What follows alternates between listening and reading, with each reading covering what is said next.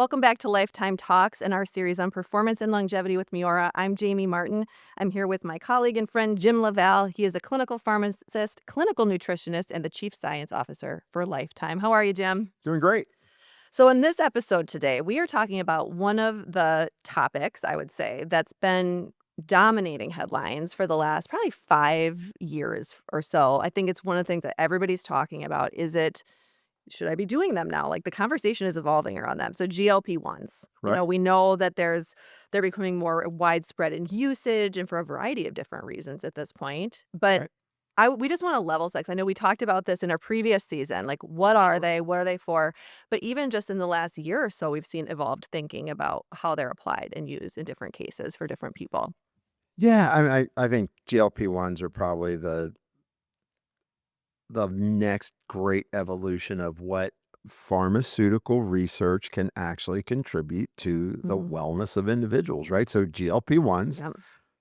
help us to be able to regulate glucose and insulin, turn off the signal of glucagon. So you're regulating glucagon because when that switch gets stuck, you store fat and Yep. it doesn't matter what you do. Right. And we've heard that story over and over. Someone's 15 pounds, 20 pounds overweight, and they exercise, they diet, they sleep right, they're in the sauna, they're doing everything, Yep. and not a pound comes off. Yep. And that's because the chemistry of the body isn't allowing it to happen. And GLP-1s have provided that lifeline or that bridge to getting your metabolism back. Right. I think with this, though, I've also seen a lot of people still overdoing them, not understanding how to effectively create using GLP-1s, Right. because the more you can adopt a lifestyle around that GLP-1, the healthier you're going to be. And then there's a lot of confusion on how to dose them. Right. So some people are doing them three times a week, or they're doing, multiple micro doses, which a lot of that I want to get to today, because Yeah. there is a good way. And then there are ways that probably should be discontinued. Okay, so that we definitely want to get into those things because you said like there are pros, but there's also things to be aware of if you're in Absolutely. this space. So let's start again from the beginning, like we so often do, just defining what GLP-1s are because they are also something. They're a peptide naturally produced in our body, but to your point, there's the thing that gets turned on and off. So I'll That's let you right. take it from So there. glucagon-like peptides are there to antagonize the signal for glucagon and improve insulin function. And then that improves glucose regulation. Yep. And there's a lot of downstream positive things that happen when you correct, insulin resistance. Right. Because, when insulin is high, you make more adrenaline, you make more noradrenaline, your blood vessels get stiffer, your blood pressure goes up. Yep. When you're insulin resistant, you have more risk for dementia. So that's a big, and that's been real popular, people talking about that. And obviously, GLP-1 receptors are also in the brain, which controls food behavior. Yep. So there's a lot of interesting things that are happening with GLP-1. So glucagon-like peptides, and then there's combination ones that have other related peptides in them, like tirzepatide. But the GLP-1 family helps people to, first of all, reduce their nutrient sensing. Mm. Right. So their nutrient sensing goes down. Their food noise goes down. Yep. And that means that you're going to be less hungry. Now, it's not like there's just magic to this. Right. There are people that will have side effects to these. And that's why it's important to think about, well, how can you incorporate them? If you're not a diabetic, if Right. you're not somebody officially insulin resistant, in which there's dosings that Yep. that are done, in healthcare, how can you effectively use a GLP-1? Yep. Because, diarrhea, constipation, nausea, Yep. big side effects. And in some cases, things like raising your amylase or lipase levels, which would mean pancreatitis. Mm-hmm. There's been reports of, blurred vision. Yep. I really believe that happens when people are taking too much Okay. and they're not maximizing the other things that they can do to make the GLP-1 have maximum benefit. Okay. And we need to get into all of that because, like, what do you mean? Like, what would you want them to be maximizing? And we're going to get to all of that. You said something that I just want to make sure I understand. So you said it reduces GLP-1, the family of them, reduce nutrient sensing. What Well, does that mean yeah, specifically? nutrient sensing is that thing of, oh, I'm hungry. Oh, I'm hungry, right? And if you're always have nutrient sensing, if you can't turn that down, you can Got it. never trigger yourself to go into autophagy. Okay. And you can't, and autophagy is that process of clearing Cleaning out out. your cells, maximizing kind of how your metabolism is functioning. Okay. So it's not that you don't sense the nutrients, it's just your brain is always has that nutrient sense switch on, which keeps your metabolism in a different position than, oh, it's time to clean up. Got it. Okay. That's really helpful clarification in that it is, in fact, different than food noise then. Yes, Okay. absolutely. Okay. Great. So let's just start going through some of the questions that are starting to come up around this, right? Because like a lot of people think, okay, you go on a GLP-1, you have to be on it forever. How has the thinking around that evolved even since in just the last few years since it became more common for non-diabetic use? Yeah, I think, when I put together the weight loss certification course at the American Academy of Anti-Aging Medicine using GLP-1s, it was with that full thought of how can you get someone to not be necessarily reliant on them forever Right. if they don't want to be, right? And so the whole position now is, well, what else is out there that you could do at maintenance to where as you successfully hit your target goal, and now you're titrating back down, what are some other things that could help Right. with GLP-1 signaling? And a lot of it has to do with how you've changed your lifestyle. And Mhm. there's a few key nutrients that are out there that could also be helpful. So yeah, I think people now understand that they can successfully come off and maintain their weight. Right. The problem that has happened is that people got on a GLP-1 medication, and maybe they got on it without even a medical provider. They ordered a research only, Right. peptide, and they didn't get labs, so you don't know whether they're starting out with, problems that they should be careful of. Right. Because I think that's the other danger is they're thinking that, oh, this is like a nutrient. No, it's a powerful drug, Yeah. and they should, you got to respect that, and that's why you need provider oversight Right. on using GLP-1s. But the fact is that when you take them and you're using, relatively high doses right away, the receptor Yep. gets dependent on that strong signal. And so when you haven't changed your diet, haven't changed your exercise, haven't Yep. done some things we're going to talk about, then you go to get off of it when you hit your ideal weight, then you haven't changed anything. Right. The only thing that's going to happen when you stop that drug is your body's going to go, where is that medication Yeah. at? It's missing. It's missing, Yep. and therefore it switches back to its old way of behaving, and now you gain all your weight back, and the only difference is most of the time people have lost some muscle that if you do this right, you don't have to lose muscle, but they've lost muscle, and when they lose muscle, they're losing their resting energy expenditure, so they get back on it, and now they don't have as much lean mass on them. Right. So it's important that I think there's a right way to do it if you're trying to maximize for body composition, Right. lose weight, but not be a full-blown diabetic. There's just some simple things that you can do.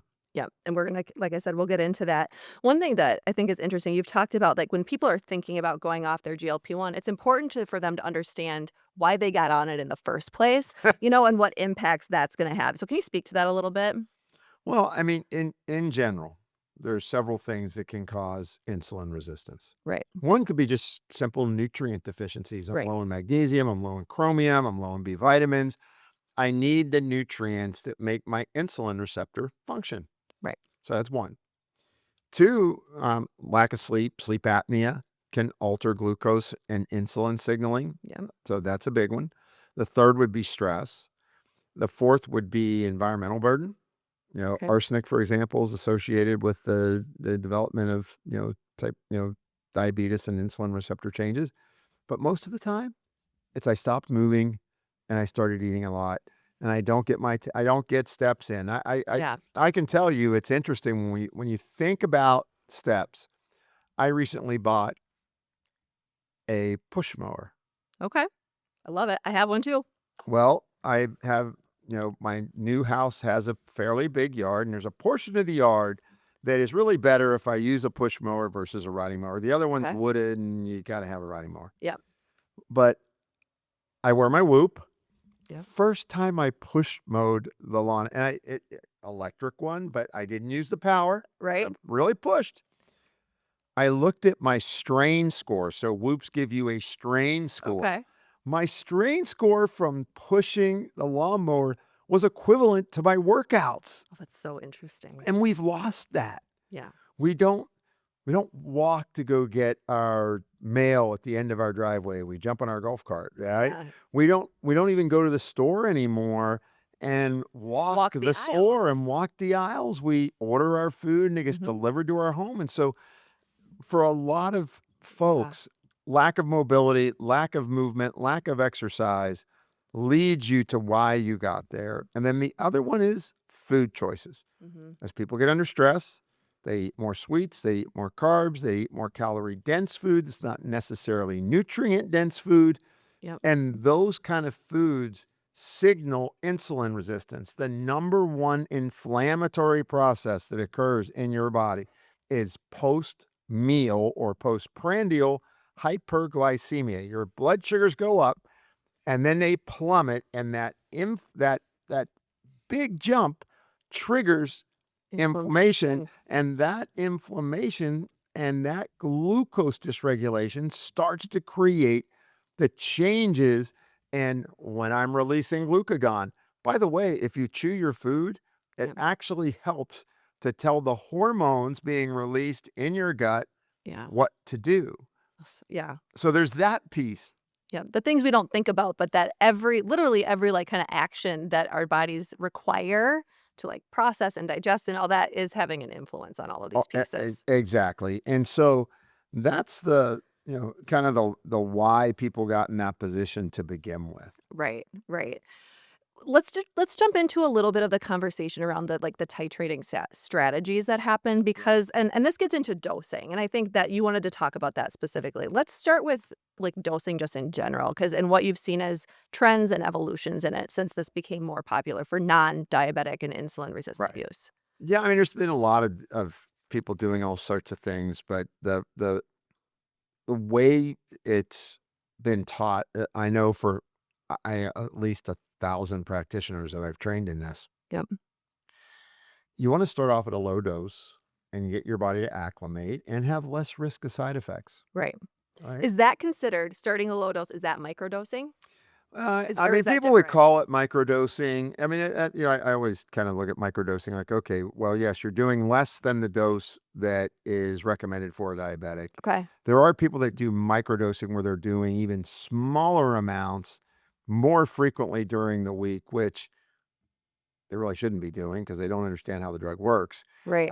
But it's there's a lot of that kind of misinformation out there. But the Right. bottom line is you start at a modest dose, Okay. and you're doing that to reduce side effect Right. potential. You don't have to be real nauseous and get GERD, and you don't have Yep. to feel constipated or get a loose stool or Yep. any of those things.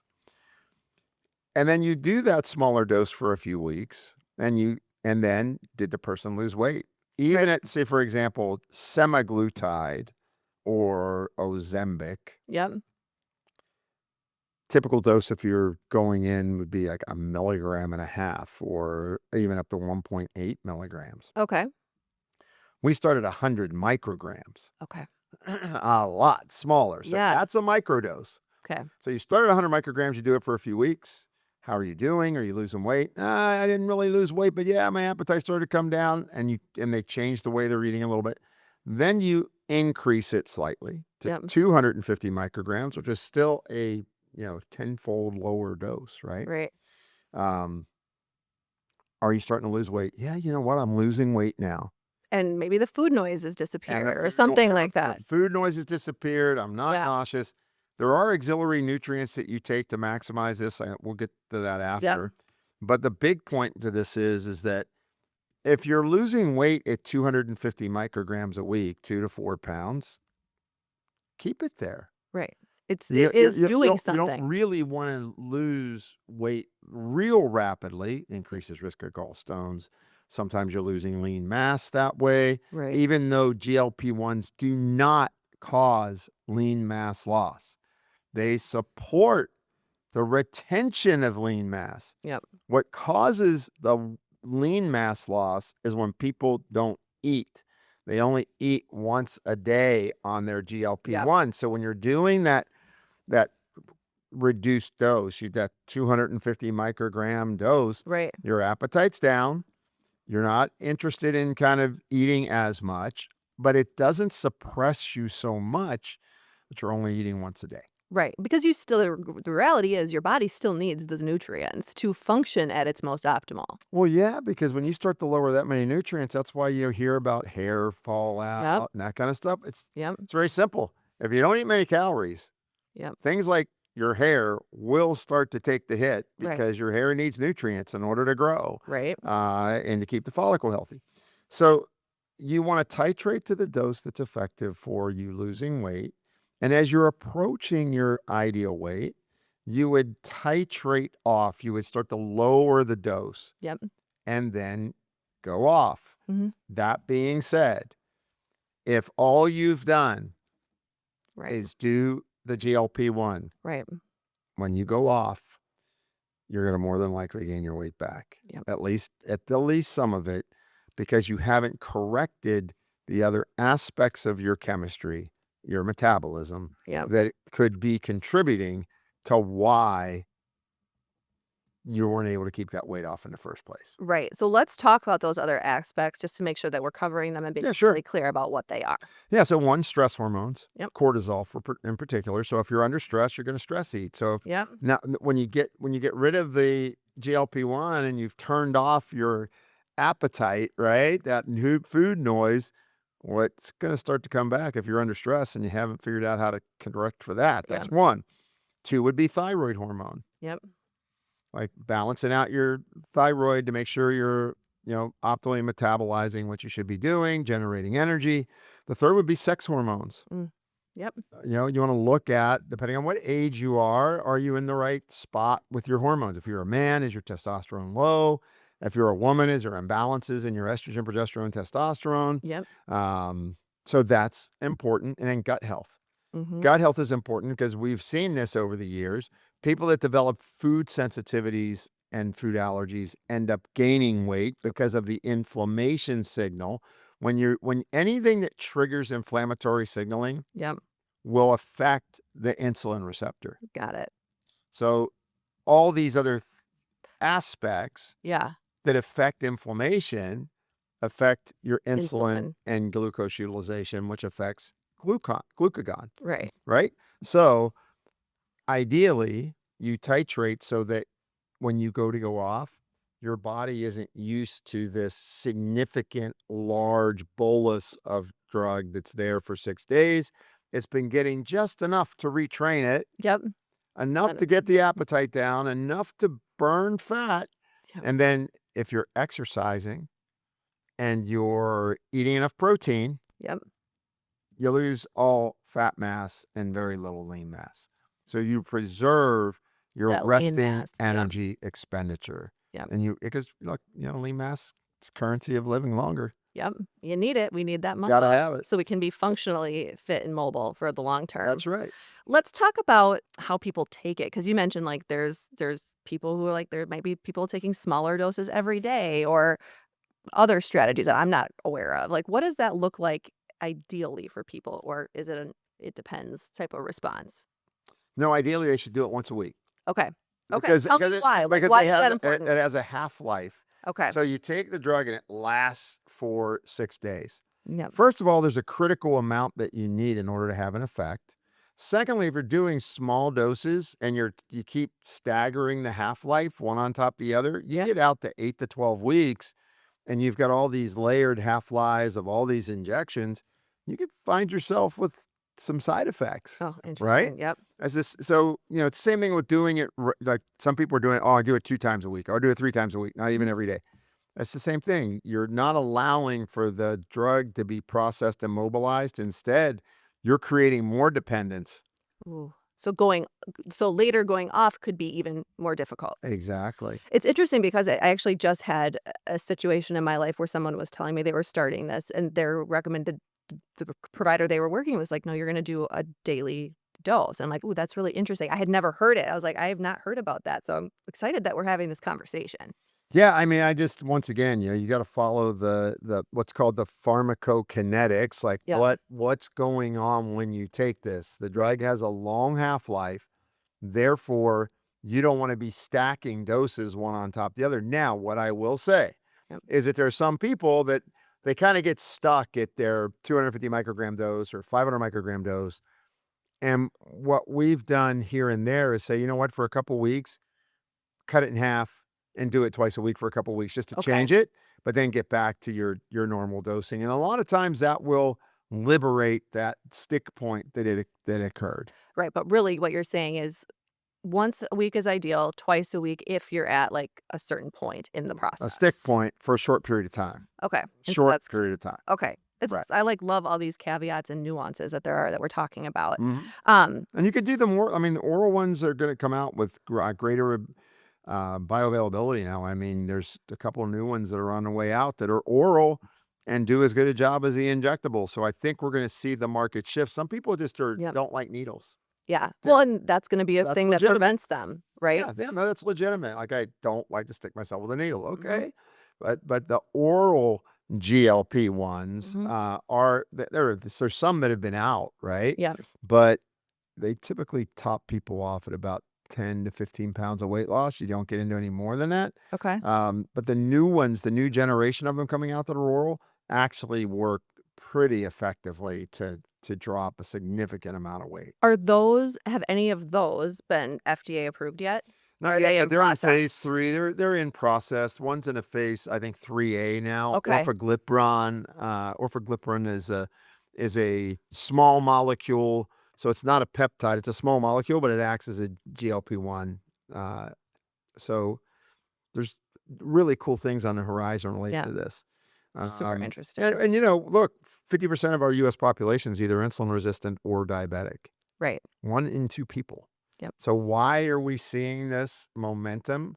Well, because a lot of our population has this issue, and that does not include the person that may not be categorized there, or now that they're approved for obesity, they may not be obese, but they can't get the last 15 or 20 pounds off no matter what they do. right, And that extra weight is actually influencing their metabolism of its, visceral and fat. health as a It whole. could be 10 or 20 pounds, and it could be affecting a wide range of what's going on with their health. And so Right, the point being, I think I like the orals coming out because I think they're going to be even more significant. I mean, probably 80% of the US population has more weight on them than they should have. right, And they can't get that last 15 pounds off no matter what they do. mhm, Body image goes, self-esteem's down, chemistry's off, right? So they have all kind of hey, my blood sugar's just a little bit up, my lipids are a little bit off. yep, And it's important we service those folks too. mhm, So that's why this is, it's like a wildfire of desire to get this out into the market. mhm, And, we're seeing, the government saying, let's slash the prices of these things so that we can get it in more hands of people. I know from, we knew about this. I mean, by teaching this to physicians, a full thought of what you need to control, like I went through right, all of cortisol, those thyroid, all that. factors. But Yep, there's baseline things people should do if they're going to be on a GLP-1. right, One, they should take magnesium. Unless they have loose stools. If you get a loose stool, magnesium is going to make you continue to have a loose right, stool, right? So, but in general, people tend to get constipated more than get a loose stool. right, And in that case, taking magnesium is really good. okay, Taking fiber, really good for people that are on a GLP-1. Um, Creatine, mhm, really like creatine, 5 to 10 grams a day, help to maintain lean mass. yep, And then the fourth would be if you have a lot of weight to lose and I like supporting the liver and the gallbladder to kind of help process the fat. And that's using compounds like artichoke extract, bergamot extract. Uh, and then from there, it's getting enough protein in. right, But that's the key. Those things are the ones that we use all the time.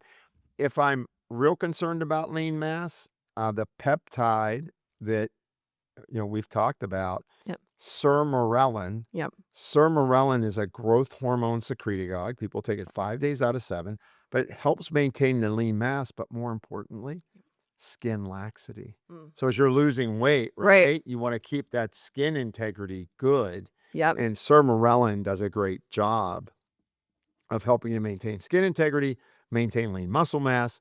And, I just talked with, Cliff Edberg, who's, really instrumental in what we're doing with MIORA at Lifetime. And the people that we're doing these programs with are losing virtually no lean mass. Yep. And that's because we have them exercising. They're doing the right diet. We're making sure they hit their protein targets. Right. We make sure that many of them are using sermorelin. Unless they have a history of cancer, you don't use sermorelin. And then keep your bowels moving and keep the magnesium up, because that's Right. going to keep the energy up in your muscle. So I just want to make sure I'm understanding. So you're saying in addition to like the GLP-1 and whatever, like the kind of individualized dosing for you, you may also recommend sermorelin for the muscle piece of it if it makes sense for someone Yeah, at the exactly. okay. Yeah, yeah, and creatine. Yep. And Yeah, creatine is because huge. in the end, the more you can restore muscle, Right. right? Yep. Even gain lean muscle if possible, because you're Right. going to be training, the better your metabolism will be, right? Yep. So you have to have that thought Yep. of, if you just want to do the drug, I get that. Yep. Been around that for, they've been out for 20 years. It's nothing new. Yep. But if you're wanting to do this because of health goals, Mhm. performance, health, and longevity. Right. Performance health isn't just about, how hard you're working out in the gym. Yep. It's, well, how effective are you at work, and Right. how good do you feel? How do you show up in all aspects of your life, right? Exactly. So if that's the goal of getting on it, then it really helps to do the auxiliary or accessory things Yep. that are going to help you guarantee that there's an off ramp. And then what do you do when you're on the off ramp? Right. And I think that's it's like maintaining those habits. And are you seeing instances where even with the off ramp that's super thoughtful, do people end up going back on? What are you seeing in terms of like returning to it potentially? Yeah, you see both. Okay. I mean, there's people that just honestly, they do better on it, on a little bit of it. They Yep. just do, and okay, And good. would that be considered in that case, right? I'm on ramp. I just have that little bit just to kind of keep maybe the food noise down or whatever that thing is for you. Right. Like that That's microdose. exactly right. Okay. Yeah, keep it moving. And I think I've always talked to this with, when this first came out, you and I talked about this before Yeah. we got on the show, was there's such a negative Mm-hmm. connotation to it when it first came around, that it was like, oh, that's cheating. You Yeah. should just, if you just exercise more and eat better, you're going to gain. Problem is, a lot of people did that and it didn't happen. Yep. And, we never turn away people's need for insulin, which is a pancreatic hormone that your body needs in order to live. Right. If so you wouldn't say to somebody, insulin's a peptide. Hey, that's cheating. Yeah. No, because if they didn't take their insulin, they could have an acute situation. They don't live real long. Right. They're a type 1 diabetic taking insulin. GLP-1s are a hormone that affects the pancreas and the utilization of energy and storage of energy. If you Mhm. if you don't fix that, Right. people just end up succumbing to a lot of other problems like heart failure, kidney disease, progression of their Jeez. diabetes, cognitive issues, Right. and so they kind of erode slowly. Yeah. So why would you think about, it's not a shortcut, it's you're giving people hope. Well, and you're rebalancing chemistry, right? And I think that's one of the things over the last year and a half. I mean, you're right. I remember 3 to 4 years ago when these really started coming into the mainstream, I was like, "Oh my gosh, that's a quick fix." And really, as more information has come out, as we've had more conversations, as MIORA at Lifetime has become a bigger thing, thinking of them as kind of this tool in the toolkit that really is about chemistry, really, like getting that chemistry back in order so the other things we're doing in our daily life actually do have the impacts that they're intended to have. In the end, Right. you said that beautifully, because in the end, why I love pharmacy, and I've had other degrees and have studied a lot of things in my life, but why I love my pharmacy training is that whether it's an emotion, a scent, Mm, a drug, a nutrient, a food, mhm, all of them are chemistry altering. mhm. And so you use whatever tools you have to allow the signaling of your biochemistry to become unified again. That's the goal. GLP-1s, one of the biggest things to happen in the last decade For in sure. terms of for not just for with diabetes, it's been around for 20 years, but in terms of weight loss and people getting back to being healthy, I can't think of a more significant invention that's out in the market right now. Right. Well, and to that point, I mean, we're talking about it kind of in the context of body composition and weight management and all of those pieces, but Right. is also some, there's some headlines out there about the other effects that it could be having, kind of Right. the unexpected and complementary effects that it could be having on health. Can you just briefly speak to that? Well, we know that it has a big role in cognitive function, that it, down regulates microglial cells in the Hmm. brain, which are your immune cells in your brain. When they get active, they start kicking out a lot of oxidative compounds that Yep. damage your neurons, leads to memory loss. And Yep. so there's some real hope that that's going to, kind of protect the brain. Now, Yep. interestingly, will microdosing it have the same effect as in the clinical trials when they were doing the full doses for people with diabetes? Because we always have to remember, once you're a person with diabetes, your chemistry is way different than a person that's not. Yep. Right. So, but do I think it's going to have value there? Yes. Do I think there's there's people that get less anxious and nervous, and Hmm. moods get better from being on a GLP-1, so it's being applied there. Okay. So all of those areas are of benefit. And the biggest thing is understanding, am I a candidate? And if I'm going to do this, create a full program around it so that I can really maximize my results Right. and get out of it what you deserve, which Right. is that restoration to being healthy. Right. And we would really recommend also doing that with a support team, healthcare provider, and other supports as needed. I think it's the way that you get to the end of it, and the off ramp is you have your healthcare providers are overseeing, hey, is making sure everything's okay. You do your Yep. next blood test. Oh, wow, your liver enzymes are good. You're not making lipase, not making amylase. Your insulin's better. Your glucose is better. Right? All those good things happen. Um, and then it's also accountability walking into the gym. Yep. And it's also accountability because you're talking to a dietitian. Yep. And it's creating that team that'll allow you to be successful if you're going to go down the path of a GLP-1. Yep. All right. Well, we covered a lot of ground here again in this episode. If people want to learn more, we've had a couple of live stream sessions that we've done. Those are available in the Lifetime app. They can also learn more at miora.lifetime.life. All right. Thanks, Jim. Oh, it's great to be here.